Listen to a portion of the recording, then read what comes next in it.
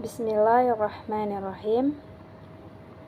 Assalamualaikum warahmatullahi wabarakatuh. Perkenalkan, nama saya Rika Maimunah, NIM C0D0210039, Prodi D3 Perpajakan, Fakultas Ekonomi dan Bisnis. Di sini saya akan mempresentasikan hasil PPT saya yang berjudul Dasar Akuntansi Perpajakan. Konsep akuntansi perpajakan. Akuntansi perpajakan adalah metode dan kebijakan yang digunakan untuk persiapan pengembalian pajak dan pernyataan lain yang diperlukan untuk kepatuhan pajak. Dan oleh karena itu, akuntan pajak menyediakan kerangka kerja dan pedoman untuk mencapai laba kena pajak. Akuntansi perpajakan termasuk dalam subkategori akuntansi. Akuntansi adalah materi pelajaran yang luas yang berhubungan dengan keuangan dan laporan keuangan bisnis atau perusahaan. Selanjutnya, peran akuntansi perpajakan. Yang pertama, membuat perencanaan strategi perpajakan. Yang kedua, memberikan analisa dan prediksi mengenai potensi pajak perusahaan di masa yang akan datang.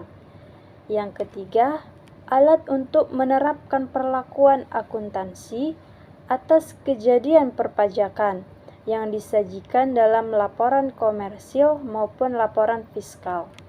Yang keempat, dapat melakukan pengarsipan dan dokumentasi perpajakan dengan lebih baik sebagai bahan untuk melakukan pemeriksaan dan evaluasi. Selanjutnya, prinsip akuntansi perpajakan. Menurut ahli akuntansi Agoes dan Trisnawati dalam Wandansari, menyebutkan bahwa akuntansi pajak adalah akuntansi yang diterapkan sesuai dengan peraturan perpajakan.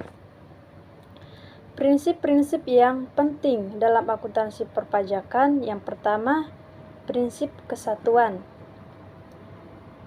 Bisa dikatakan bahwa prinsip kesatuan ini menyatakan bahwa sebuah perusahaan merupakan satu kesatuan ekonomi yang tidak dapat disatukan dengan entitas ekonomi lain, yaitu pemilik perusahaan atau lembaga lain yang secara hukum tidak memiliki hak. Yang kedua, prinsip histori. Implementasinya prinsip histori yaitu mengharuskan pencatatan keuangan secara real terhadap pembiayaan sebuah barang atau aset. Misalnya, apabila perusahaan membeli sebuah bangunan seharga 250 juta, tetapi dalam proses negosiasi akhirnya didapatkan harga 200 juta, maka pencatatan yang harus dibukukan adalah senilai 200 juta sesuai kesepakatan akhir yang dibayarkan. Yang ketiga, pengungkapan penuh. Untuk mendapatkan hasil yang akurat, setiap pencatatan aktivitas keuangan harus disajikan secara informatif dan detail. Bahkan kalau perlu, tambahkan catatan kaki atau lampiran penting sebagai referensi. Selanjutnya, tujuan akuntansi perpajakan.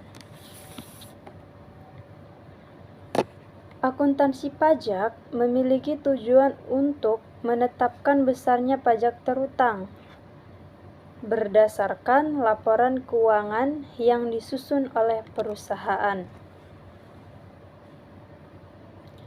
Selanjutnya, akuntansi perpajakan. Yang pertama, neraca. Di dalam neraca terdapat sisi aset, yaitu pajak dibayar di muka. Dan yang kedua, sisi kewajiban, yaitu utang pajak. Yang kedua, laporan laba rugi. Di dalam laporan laba rugi, terdapat beban pajak penghasilan, PBB, pajak masukan yang tidak dapat dikreditkan, biaya materai yang dicatat sebagai beban operasional.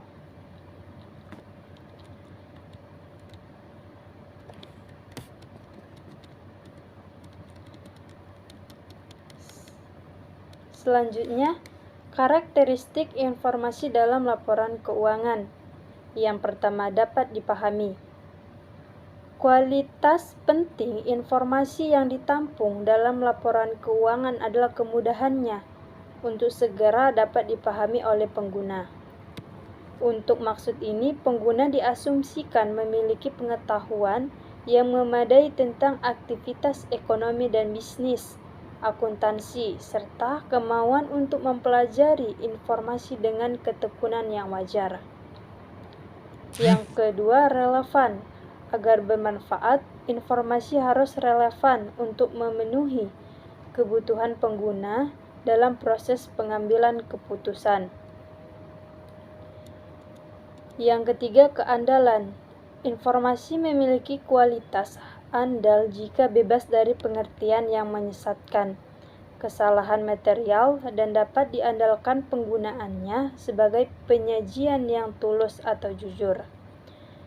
Yang keempat, dapat dibandingkan.